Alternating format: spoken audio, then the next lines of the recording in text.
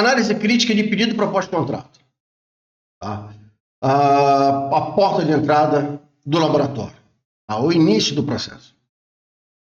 E aí independe. Se uma empresa ela bateu na sua porta, te entregou um instrumento, te entregou uma amostra, se ela te ligou e está te pedindo uma proposta comercial, ou se você, numa atividade de prospecção, está buscando entender a necessidade do cliente, e com base nisso você efetivamente falar, legal, eu preciso disso.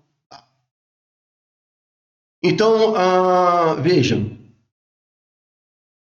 quando nós falamos de análise crítica de pedido pós-contrato, nós estamos falando em dois itens, basicamente, competência e capacidade. Então, vamos começar por competência. Quando o laboratório ele se propõe a executar uma atividade de calibração, ensaio, enfim, ele precisa ser competente para isso, ele precisa ter o conhecimento técnico, ele precisa ter os instrumentos necessários, ele precisa ter a estrutura necessária. A partir do momento que ele tem competência, vamos analisar se ele tem capacidade. Bom, eu chego até você e digo, vamos supor que você tem um serviço de calibração de PT100, por exemplo, sistemas de resistências, e falo para você o seguinte, eu preciso calibrar essas duas PT100.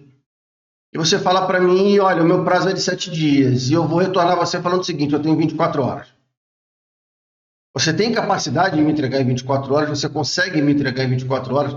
O procedimento de calibração que você executa permite com que você entregue em 24 horas? O procedimento de ensaio permite que você entregue nesse tempo, caso seja um ensaio? Um outro ponto, legal, ok, tem 7 dias, eu estou te mandando 102 termorresistências.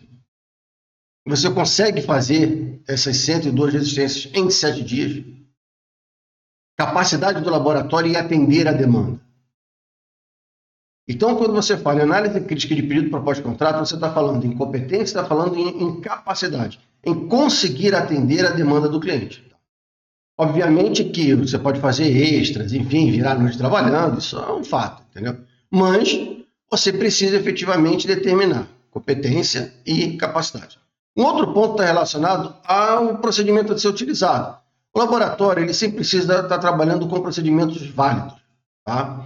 E com a última versão. Então, se você tem um procedimento baseado em alguma norma, você tem que usar a última versão dessa norma. Ok?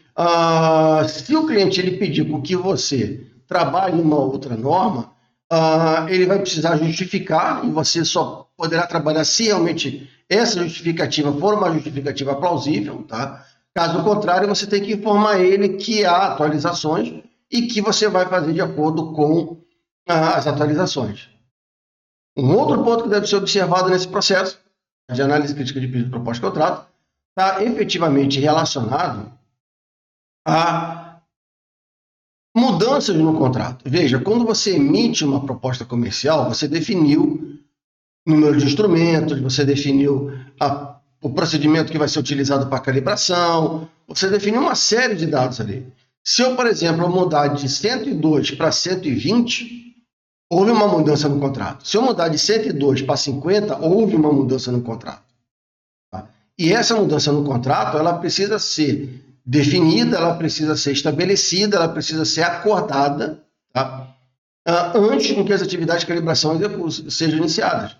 Então, se eu mudei, tenho uma proposta sua com 102 instrumentos, e mudei de 102 para 50, é necessário que seja realizada uma nova análise crítica para saber se você atende toda a demanda. Tá? Então, ou seja, qualquer alteração no que foi acordado inicialmente precisa ser reavaliado caso haja alguma alteração. Tá? Nos vemos na próxima. Grande abraço.